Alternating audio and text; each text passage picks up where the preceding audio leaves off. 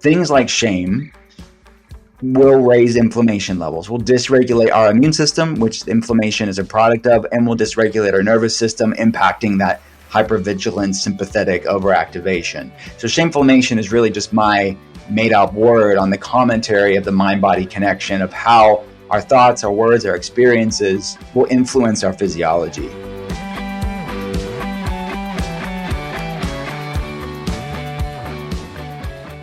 Hey everyone, we talk a lot about the mind-body connection here at MBG, but in this episode you'll see just how important our thoughts and feelings are for our overall health.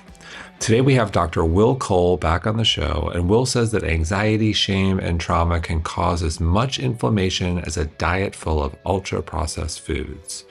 Look, if you eat well and exercise regularly, yet still don't feel 100%, trust me, this episode is for you. You'll learn about the sneaky causes of inflammation and how to reduce it in your everyday life with actionable tips and low-cost wellness hacks. If you feel like you've hit a wellness plateau lately, this episode should help you cross the finish line. Will, welcome back. Great to see you. Nice to see you, my friend. It takes a podcast sometimes for us to catch up, but I'm thankful for it. Well, it does take a podcast sometimes to catch up, unfortunately, but I hope to see you in Miami soon. Congratulations, Gut Feelings. Love the title, love the message. I'm curious, what was the why for you behind this book? As all with any of the books, this is the fourth one. They're born out of just countless conversations that I have with patients. And when you hear things and enough questions being asked, and you realize there's this sort of palpable need for answers to be put out into the world for questions that are not always easy. And as you know, my day job, my focus is running the telehealth center and really dealing with complex health issues that are not linear, they're not simple, they're not cut and dried. There's a lot of nuance and context to these complex health issues, like autoimmune problems, hormonal problems, and things like anxiety, depression, brain fog, and fatigue. So that's where the book really came from. And I would say each book I've had micro conversations about the topics, like with the book prior. So like with intuitive fasting, I talked about these concepts, sort of the mindfulness component of it, because it's so part of my work. These are just bigger, deeper dive, expansive conversations on topics that I've always been interested in having with people. There's no question that the gut, our physical health, impacts our mental and emotional health. The gut-brain axis, we've talked about that a lot.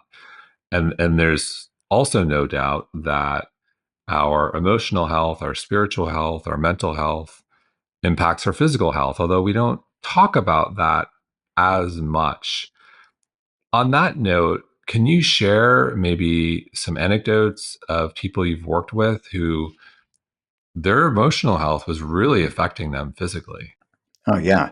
I mean, it's most of our patients when they meet us, they are eating very clean. They're erudite, well-read people when it comes to health and wellness and listening to the podcast, reading the books, educating themselves in the latest PubMed scientific journals.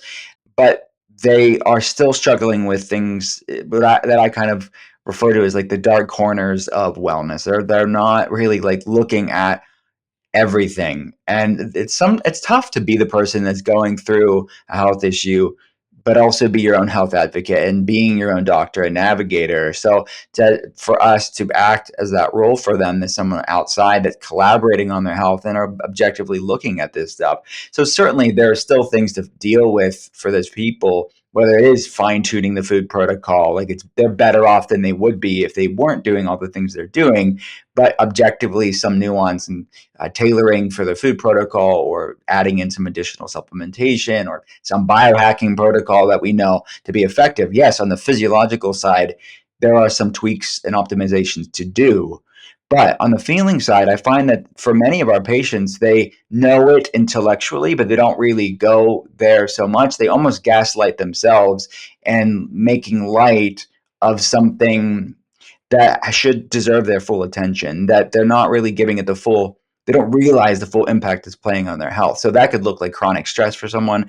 Like it's just so common for them that they normalize it and they think I'm not that stressed. And we ask them like 0 to 10, like how would you rate your stress? And they say a 4 or 5. But you really talk to them, it's like no, it's just been going on for so long, and they're typically higher performing, resilient people anyways. So their 4 is someone else's 10, and or it's the past traumas. One of the things we ask patients is adverse childhood experiences, and really looking at these things that we're getting pretty intimate pretty quickly when you're first talking to them online, like we're talking now at telehealth, and we're talking about, was there sexual abuse growing up? Was there physical abuse growing up? Was there substance abuse in the household growing up? Was there just neglect growing up? These sort of latchkey kids, as they call themselves, that they kind of spend their entire childhood that a single parent, and they really were left to fend for themselves. But research shows the higher the ACE score, you're more likely to have different autoimmune problems, metabolic issues, a hypervigilant nervous system later on in life. So there are countless stories of that. It's just a matter of what are the pieces to your health puzzle. It's going to be different for everybody. And so, how much of it in your patients is it everyday stress? Is it trauma, as in big T and little T? Whether it's we're coming out of a banking crisis, or COVID, or intergenerational trauma, trauma that was passed on, or childhood trauma. Like if you think about those in buckets in terms of everyday stress, uh, trauma, big T, little T. Then we've got the intergenerational, and then we've got the childhood. Like how do you seeing one at the top of that list, or? It's really, for most people, it's a confluence of all those things, and something that I really got to do a deep dive in gut feelings, because it is all of it. But it's so bio individual, right? It's like, well, for some people will tell me their current life situation, they'll say this same sentence. Everybody says it. I have nothing to be stressed about. I have nothing to be unhappy about. And they really do mean that. But so for them, typically the people that say that, it's past stuff that's going on, that they know it was bad, they know it wasn't good, but they don't realize what it did to their mitochondria. They don't realize what it did to their nervous system and their inflammation levels.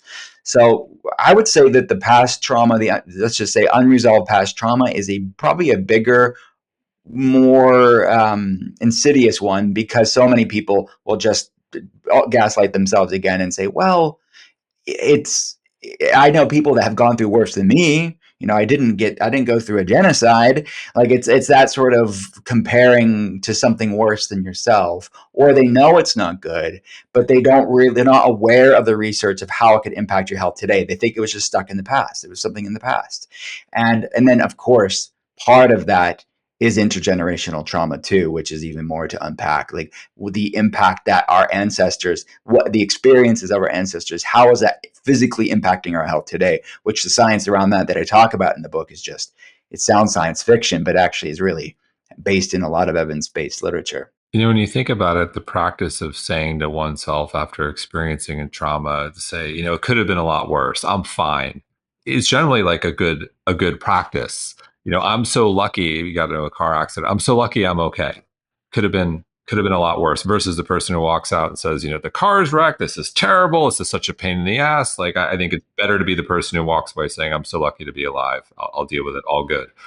But you can't ignore the trauma at the same time. Yeah, absolutely. It's a balancing of acknowledging it, but still having grace around it. And I think that that's the balancing. It's not easy. It's same with like guilt and shame, and the difference between the two, right? I mean, if you accidentally hurt somebody, or out of, egoic, whatever, you were irritable one day and you acknowledge the fact that you hurt somebody, that is guilt. And some people can feel that. But shame is an indictment on who you are, not what you did. And I think a lot of times that same sort of concept can happen around past traumas. It's like, it's one thing to acknowledge it, but it's not who you are. People don't want to go to those dark corners sometimes, because they think, that it's scary. It's overwhelming to really untangle these things that are very much entangled. So you mentioned shame, and you coined a term which I love in the book, shameflammation. Let's talk about shameflammation. Yeah, you know me with my words. I so much of my job is like education, and I see myself as a teacher in many ways for my patients. So I wake up in the line. I'm like, yes, that's the way. That's how you just say it, because I see it play out in patients' lives all the time. I see it play out in labs all the time. The people that when I ask them, what's the context of these labs? How are you feeling whenever you got this lab? And it's yes, food is part of it, but also it's sleep and stress and like what was their emotions going on, because we know things like stress and shame and trauma will spike these interleukins, these inflammatory proteins, which C-reactive protein, high sensitivity C-reactive protein, is a surrogate lab for many of these interleukins that are it's a pro-inflammatory state. So I talk a lot about it in the book of how things like shame will raise inflammation levels, will dysregulate our immune system, which inflammation is a product of, and will dysregulate our nervous system, impacting that hypervigilance, sympathetic overactivation. So shameflammation is really just my made up word on the commentary of the mind body connection of how our thoughts, our words, our experiences will influence our physiology. And our body is a cellular library, and our thoughts, our words, and our experiences will be the books that fill up those cells. So that is that's really what shameflammation is about. And I find that shame is a very common feeling to varying degrees, and it manifests in different ways for different people. But the underlying commonality oftentimes is some sort of shame. When it comes to unresolved trauma, certainly that's an obvious one, right? There's a lot of shame, and from that they just don't want to go there. They're a little bit defensive, or they're making like they're gaslighting themselves. But chronic stress, there's a lot of shame around chronic stress in someone's current life today, right? If they are maybe not able to be present with their family because they're stressed, they're kind of irritable and snapping at their partner, or not being present with their children, or not eating foods that love them back because they're kind of getting the quick things because they're hustle running on the go. So there's a lot of shame around that too. Like, wow, like my life is just incongruent with how I want to be because I'm so stressed and busy. So shameflammation is really, whether it's a current situation or a past situation or both, it is an underlying piece of the puzzle where I see people eat all the right foods, do all the biohacking stuff, but they're feeding their body this big slice of shame every day that's perpetuating that inflammation just as much as that food that doesn't love you back. Well, what do you think about this idea in our space where, someone really is doing all the right things and then they get really stressed about it, and it can cross over to orthorexia very quickly, whereas there are these such high expectations.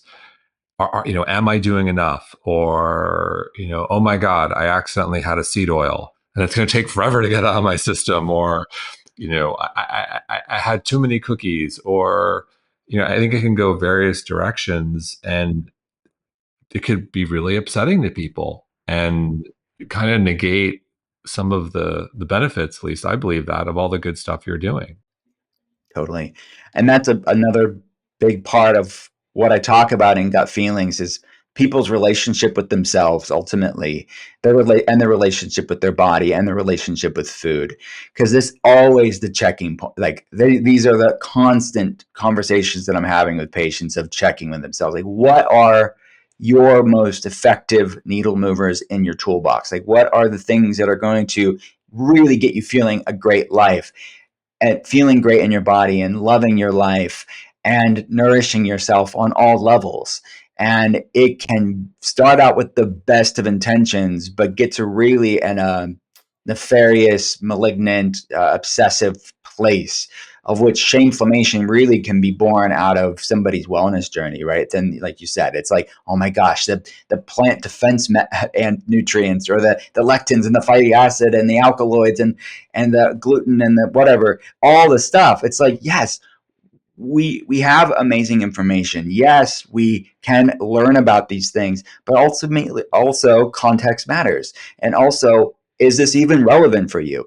And also, more isn't always better. And like doing all the things, it doesn't mean it may be right for somebody else, but isn't necessarily right for you. So I'm constantly editing for my patients of like, what are the most relevant for you? You can learn about something, but if that learning about something, you automatically think it's about you and you have to do it.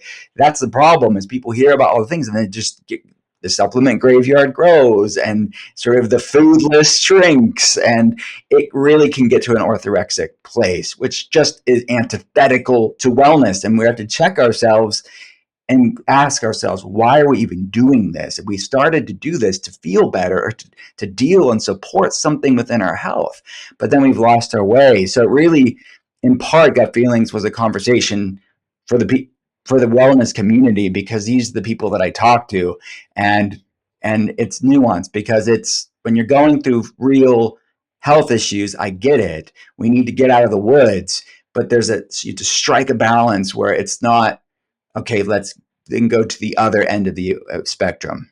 I agree. And I think something that, and I'll speak from experience as being, I think, a health forward person needs to do a better job of is, you know, trying to really tune into how we feel and maybe paying less attention to a number on a chart or a lab. And in my experience, I've taken it too far. I'll give an example, which I've shared on the show, and I'll share again. Um, One of my best friends I played basketball with in college, all of a sudden I find out has colon cancer. And it's, oh my God, it hits home, contemporary, 40, 47, 48 years old. And I reach out immediately. First of all, how are you doing? I'm doing okay. I'm doing chemo, treatment's working. And I said, well, how did you know? And what tipped him off was his iron levels dropped precipitously. And I was like, oh, okay, that's interesting. And he was forced to do a colonoscopy, and then they found it, and so forth. And so simultaneously, I had done blood work a couple of weeks ago with Frank Lipman. And I get the results back like a couple of days after I have this conversation. And my iron levels had dropped precipitously. And all of a sudden, I'm like, holy cow. Was this, a message? Do I have the same thing? Is this my tip off? Oh my God.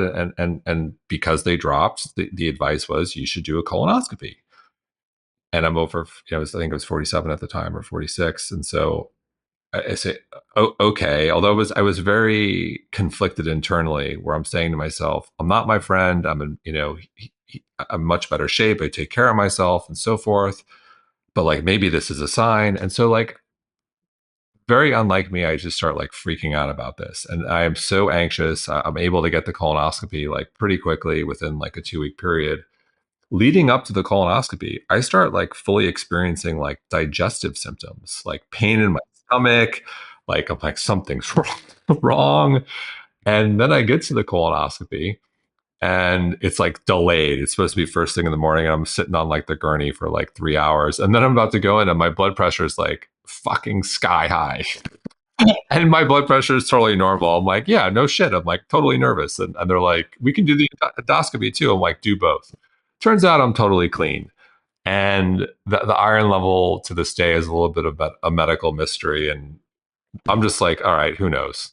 I'm fine. But to me, it was a wake up call. And like, wow, I let this one number on on a report completely destroy me mentally and emotionally, and I inflicted physical symptoms on myself. And I'm pretty educated on this. I was like, wow, it was a train wreck. So I'll pause there. Like, I don't think You're not alone. You're not alone on many levels. I mean, that's really going to happen. Look, I love health information. I think that the democratization of health information, the decentralization of health information is really good. And I think people should be able to have information, free speech, free writing, and for them to educate themselves and be savvy consumers, right? But we need to empower people. We need to empower people and you did the right thing. And it's sort of the processing of, what do I do? You took that proper action step. You did what your doctor told you to do.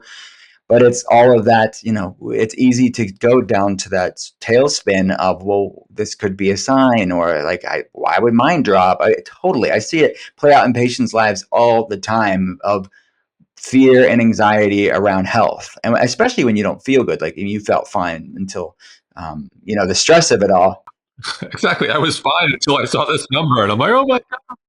And look, I mean, there's just, I think that's a good point too. With iron deficiency, there are a lot more common reasons than sort of the rarity, like to go, yes, you should rule out the rare thing or the less common thing, but not necessarily the first obvious thing. But you don't know until you rule it out, and you did. But I think that's really a good example of that sort of nocebo effect in many ways too. Could people get, all right, you get it in your head, or gets someone gets the falsely accidental misdiagnosis, and it's in the scientific journals of people eliciting symptoms because of that mind over matter connection.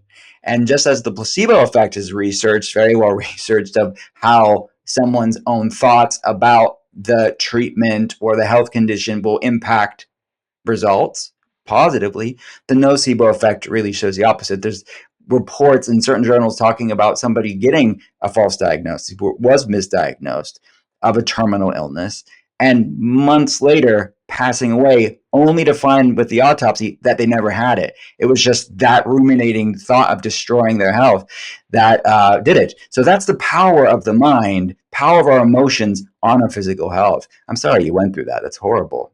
It was totally fine. As I would say, it was trauma. I'm totally fine. It's all good. It is all good. It was a valuable lesson, and reminds me of one of our mutual friends, Lissa Rankin, her book Mind Over Medicine, filled with stories of the nocebo and placebo effect, and so powerful. I'm curious. While writing this book, were there any things you changed in your personal life? I would say the research around. I love history myself. I'm Enneagram 5. I love researching. It helps me with my patients and like my work. But I also love history and researching that. So the really digging into the research around intergenerational or transgenerational trauma was mind blowing to me. I knew about it. I've talked about it on social media. I've talked about it with patients.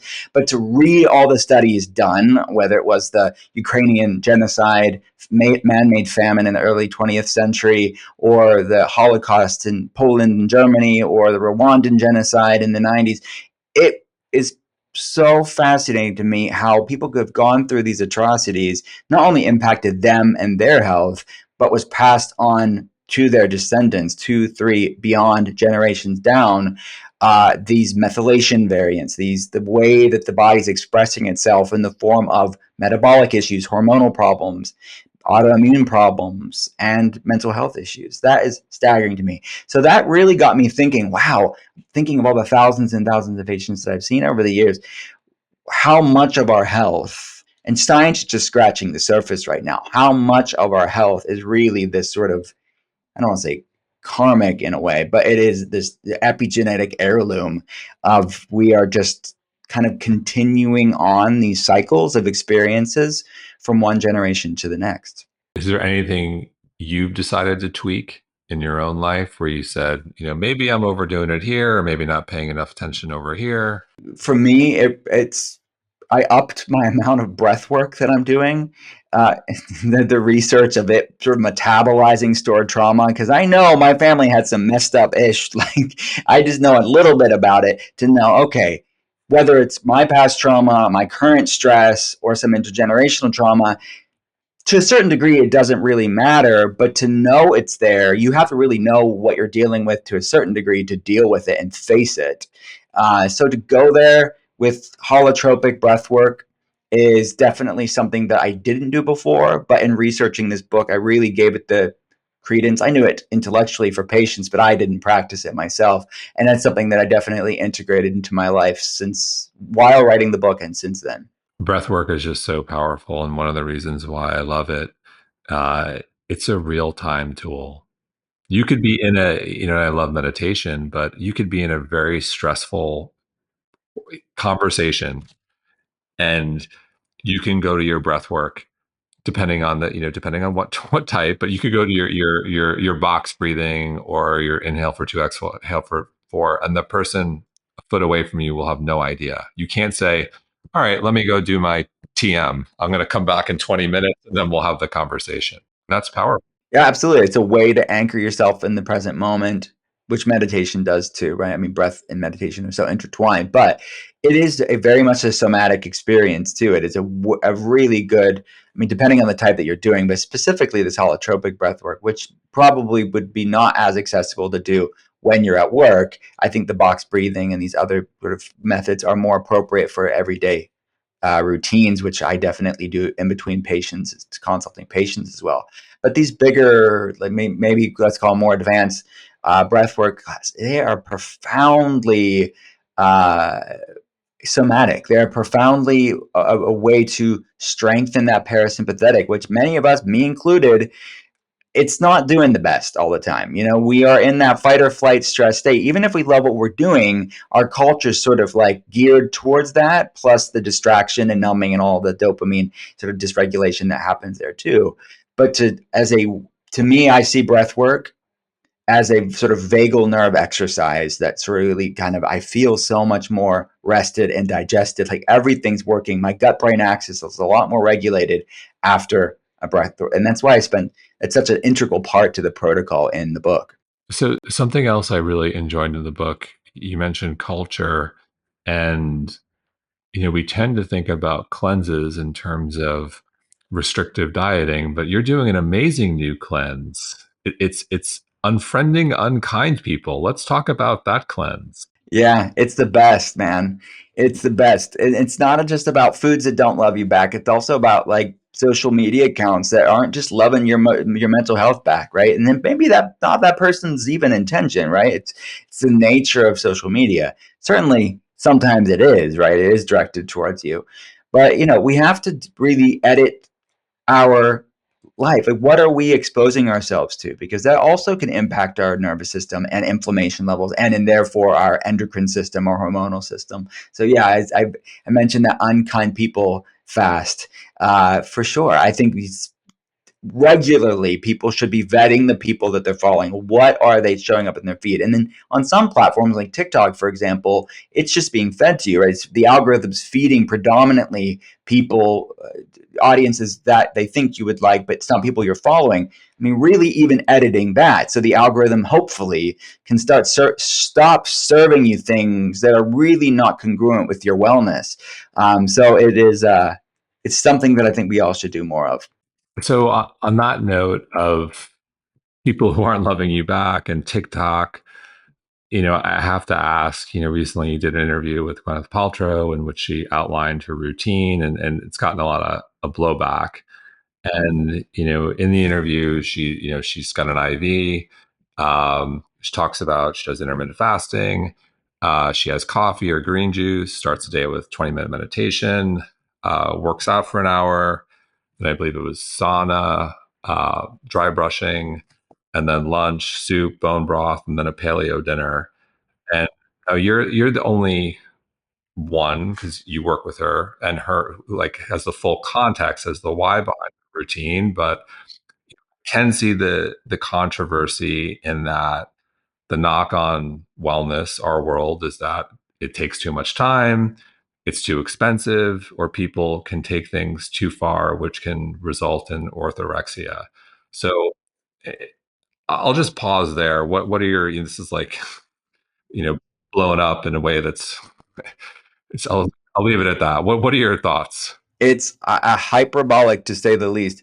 And I guess I'm naive to a certain degree because this has happened before with certain book releases, and the conversation really was centered around wellness and kind of some of the topics that I talk about in gut feelings. And I thought, now this is really benign of someone's relationship with food and really looking at your head, not just what you're feeding your body, but what are you feeding your head and your heart, and these concepts of regulating the nervous system and calming and stress hormones and stuff like that. So I knew the context around the conversation. And my question to her was, what is your wellness routine look like now? Like, give us like a snapshot perusing of a day in the life. I did not ask her for a specific diet inventory, a breakfast, lunch, and dinner. Give us the calories, give us the macronutrients to like allow the keyboard warrior trolls to then offer it up to them on social media. And I think that that's the first thing, is just notice the question that I asked. And she was just giving a sort of spattering of the things that she had, right? She wasn't giving a full inventory of her whole entire day, which I know what it is. She's eating until satiety. She's eating nourishing foods until she's full. She's well fed. She loves to eat. She loves food, and she's very open about that. We talk about pizza later on in the conversation. And I mean, there's just so much, I think, lacking when you're running a podcast and having conversations with people. Someone's like, yeah, I have this, this, and this. Like, these are the type of foods that I have. And then you can get kind of lose train of thought because we then talk about something else and we didn't go back to that thought and really give out. And that wasn't even my question to begin with. So I think it says a lot about our culture where things get taken out of context. And then on top of that, even if somebody listened to the entire conversation, which we do talk about vegetables and fruits and carbs and proteins and fats and all the other things, the clip was just clip. It was a clip like anything else. It is not the entire conversation. So I think it's so ironic because part of the conversation that we were having was this toxic social media culture where people are keyboard warriors. They would never say it to your face, but they'll stitch it up on TikTok and just ruthlessly just say horrible, dark things. So I think it says more about our culture than anything else. And at the same time, I'm very sensitive to the fact that we were talking about one person's experience. We were not telling everybody this is what they had to do. And ultimately, you don't know what somebody's going through. I have so many patients, and 99% of my patients are regular regular people that have normal 9 to 5 jobs. They are school teachers, they are nurses, they are people that have to budget for their groceries and have to go to work and find childcare for their kids. Those are the 99% of people that I talk to. They're in the same boat as Gwyneth Paltrow, and they're all trying to figure this out and feel better. And we're, as I said earlier, like, part of my job is editing things down. Like, what is the biggest needle mover for you? More isn't always better. And yeah, I mean, I think the things that she talked about, my patients get sauna. If they can't afford the big sauna, maybe they're getting the sauna blanket, or maybe they're just taking a hot bath. We can find economical, affordable, accessible things. I teach my patients that are on a budget, how do you shop healthily at Aldi, at Costco, at Walmart, at Target, online, at a farmer's market. We know how to do it based on someone's budget. You don't need all the things, but to somehow say, okay, because someone that's in Hollywood, that therefore everybody has to do it, and if you don't do it, you're a bad person. That's not on her. She's not saying that about them. So it's this sort of, I think, constantly almost being addicted to being offended, addicted to being triggered, and really spewing out every thought that comes into your head because there's so much anonymity on social media. So it's really to me, a commentary on the state of our social health and how we treat other people at the end of our keyboard. Yeah, on that note, it's like I can see how, look, she's got a lot of resources financially, she's got time, she can do all this, and I can see how the average person can say, like, this is impossible.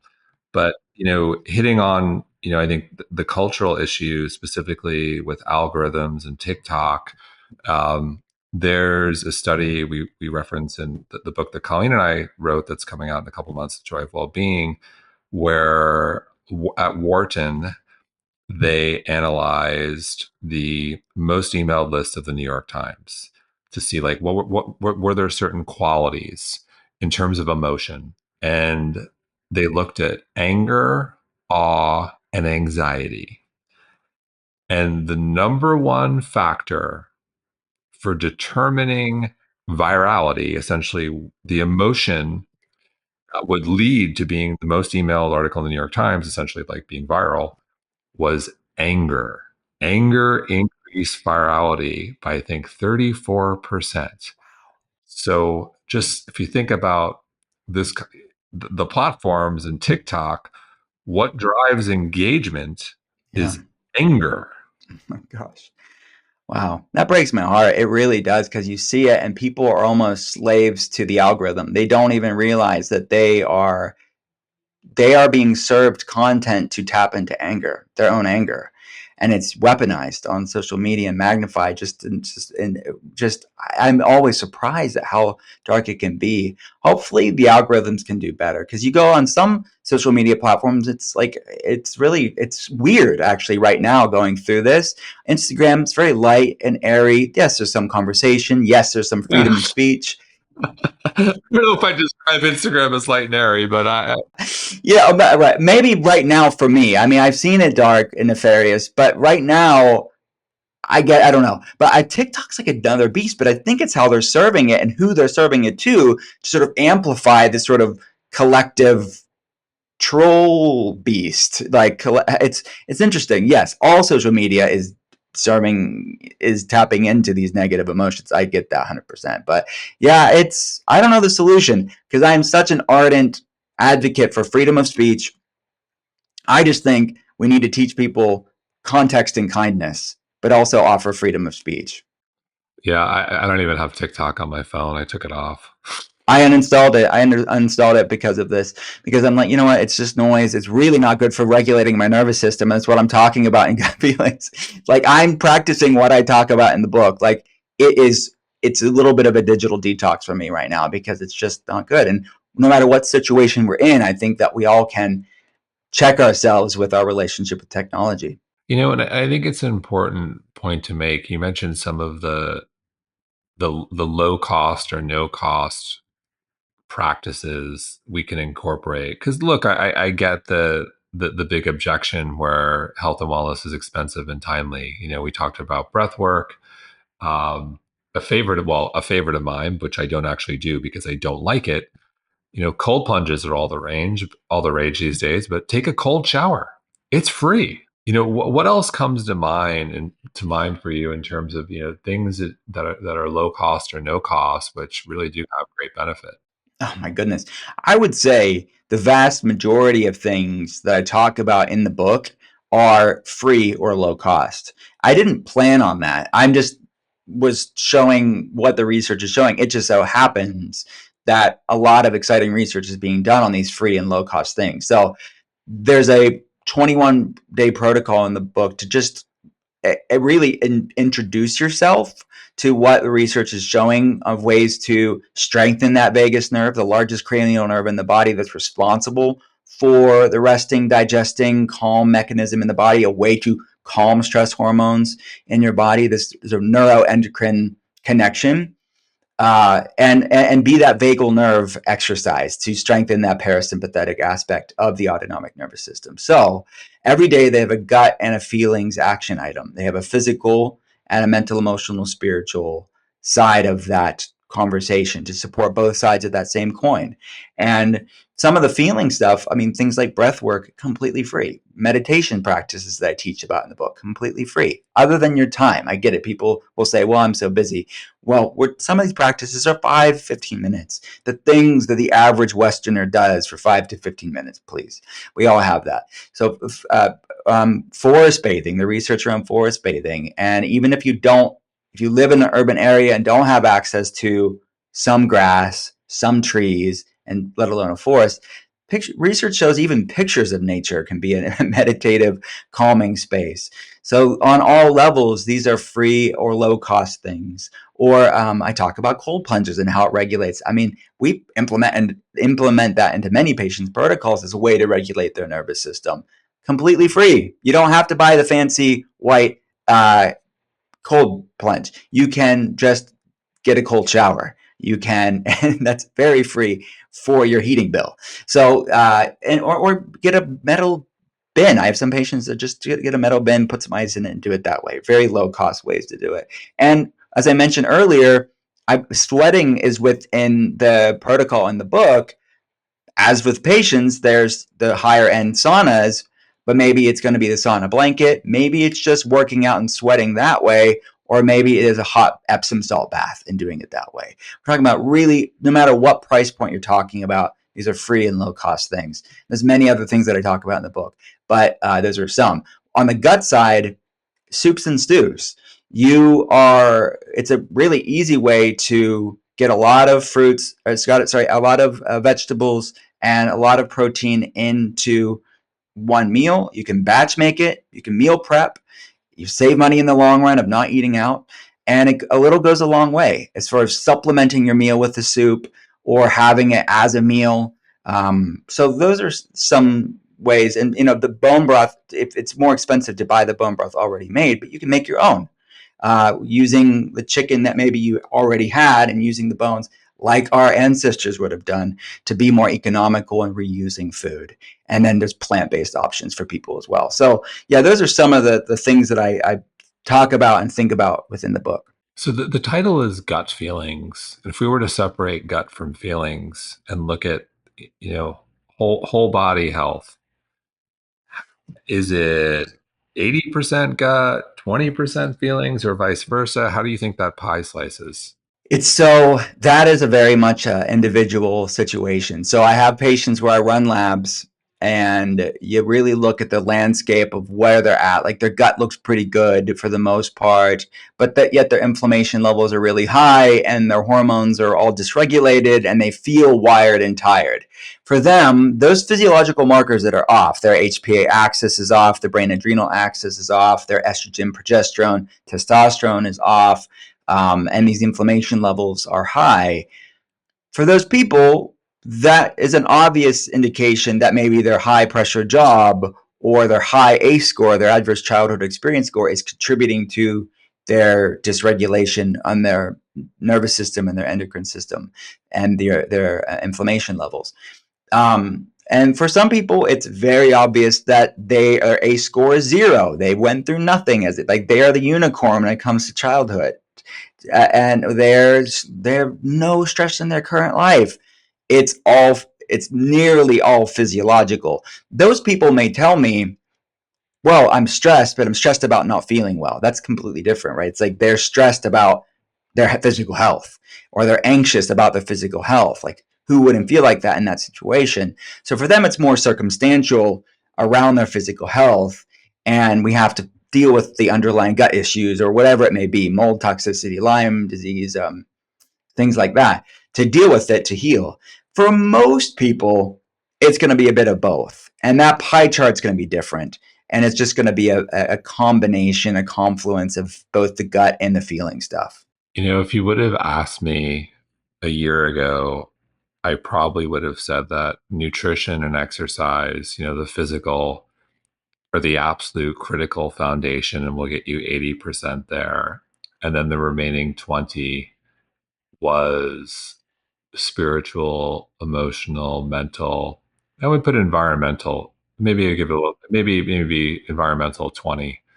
So I call it 60 physical, 20 mental, spiritual, emotional, and then 20 environmental. That would roughly have been my pie. And I think I flipped in my view today. I think mental, spiritual, and emotional are probably at 40 to 50%. And I think nutrition and exercise are probably at, I would put it at 30 to 40 and then the rest. So I think I flipped on that coming out of the pandemic and just seeing the mental health epidemic and all the sorts of metabolic dysfunction and just what can happen. Yeah, I agree with you. I think that for many people that is the case. And if you think about it like this, oftentimes what we're feeding our head and our heart, and it may be ruminating stuff from our past, that mental, emotional, spiritual side of things will oftentimes inform how the food choices that we make.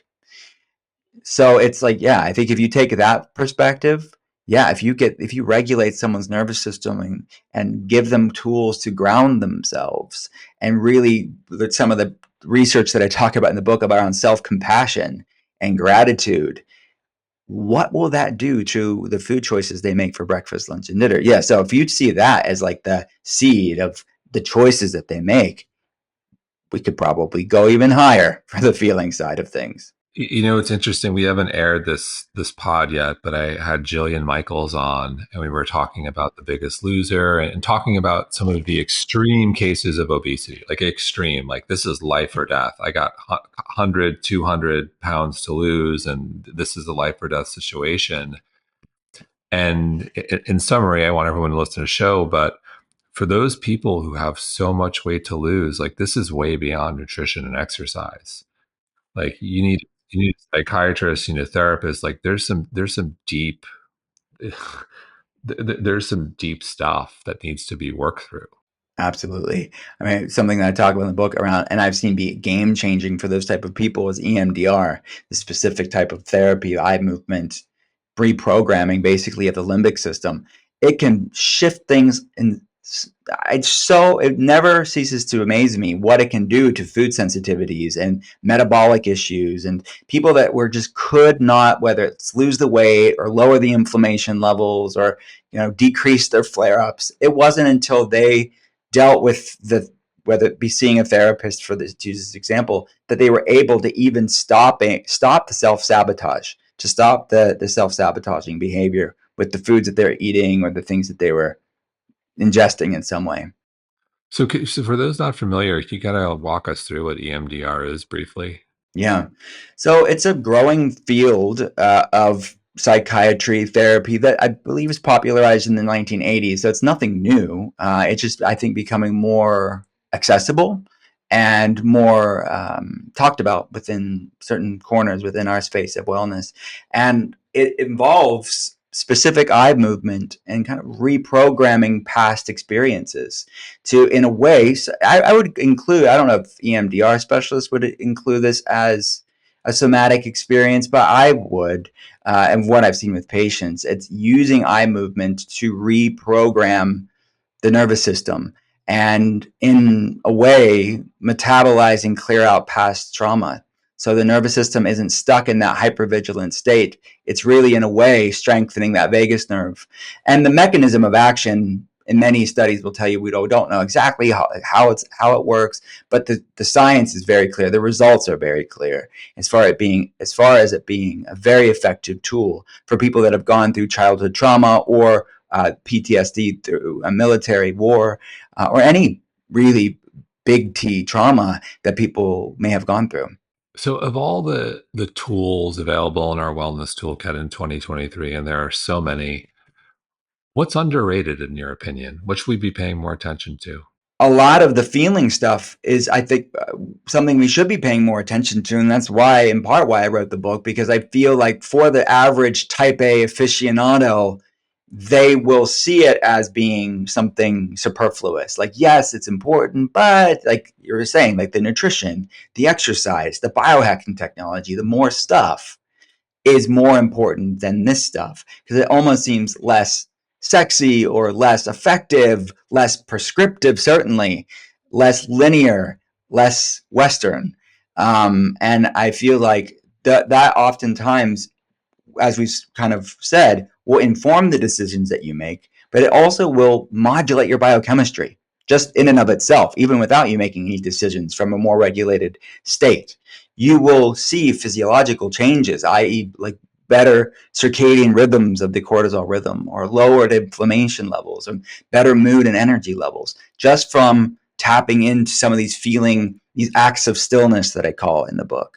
So I think that that's something, and the good news is, as I said earlier, most of these things are free or low cost. So that is, I think, promising for the people that shade wellness, that I think that we don't have to be inaccessible. We don't have to, only be talking about things that are super expensive and elitist.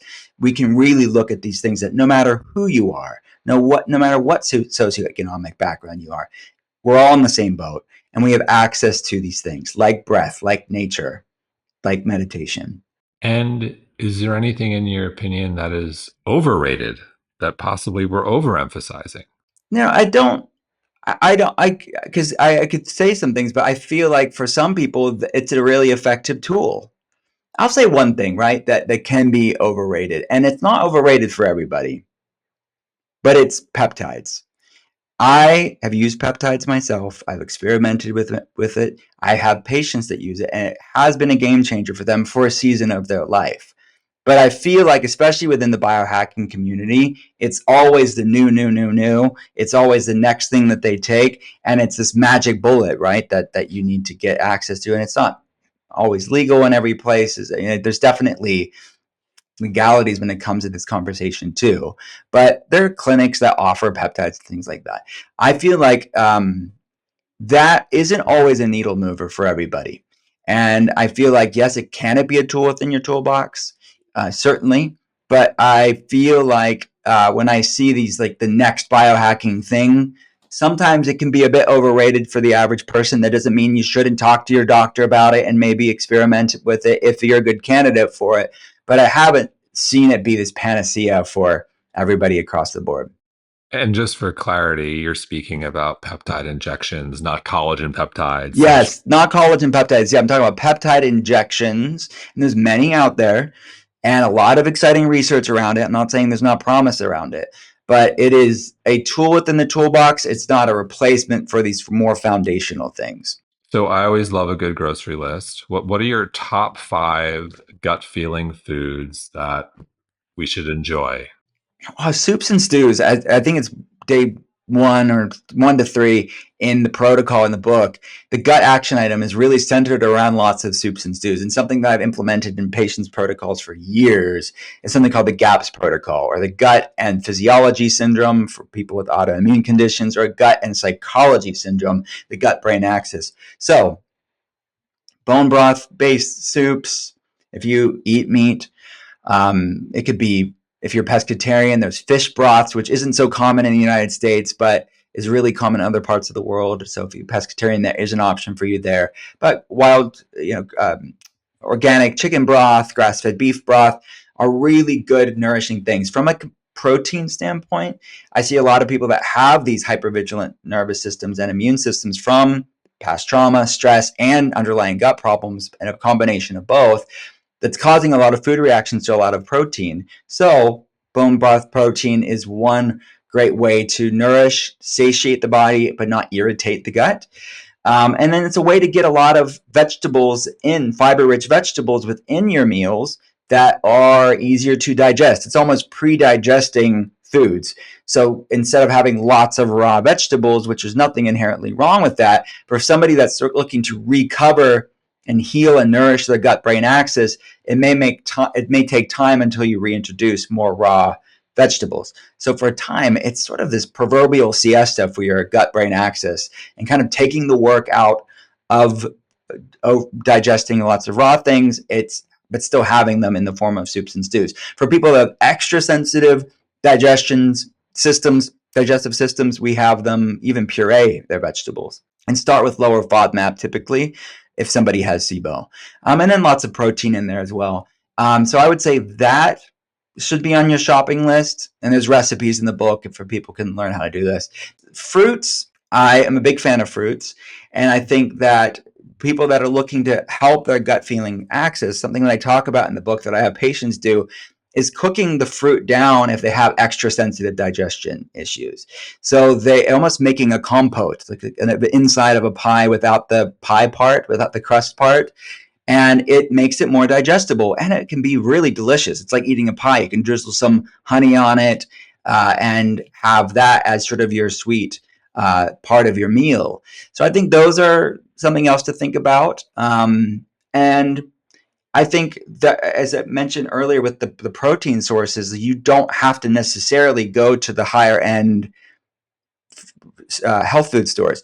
There's a lot of lower cost, more accessible ways to get chicken and fish and beef and plant-based protein options with some resources. Like, Aldi and Costco, Target, Walmart. I live in a small town in Western Pennsylvania, and I see organic, better for you options. And you don't have to be perfect. I think that's a big thing here too, is that pragmatically, I'd rather people just lean into this stuff and not worry about the minutia. Don't worry about the next level stuff if it's not within your budget or if it's overwhelming for you, because the body's amazingly resilient. If you just lean into these practices, the body will do a lot of the work for you.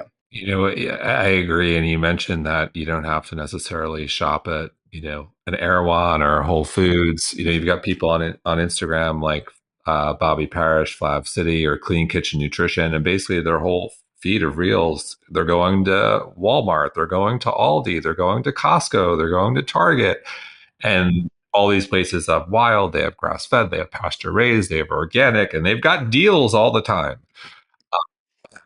So, in closing, what do you think we're going to be talking about a year from now? I think the conversation around the feeling side of gut feelings is just beginning, because the research that's going to be coming out of how profoundly influential things like unresolved trauma and chronic stress, how is it impacting our human health? We're just beginning to understand it. I just think we're just beginning to scratch the surface. And in our culture, we've come a long way with normalizing mental health care. We've come I wouldn't say a long way with autoimmune care at all, sadly. I think that there's so much medical gaslighting for my people that are struggling with autoimmunity, and that's something else that I talk about in the book quite a bit about. But at least there's awareness around autoimmunity. I think that's some ground that we've made in the past 13 plus years that I've been in this space professionally.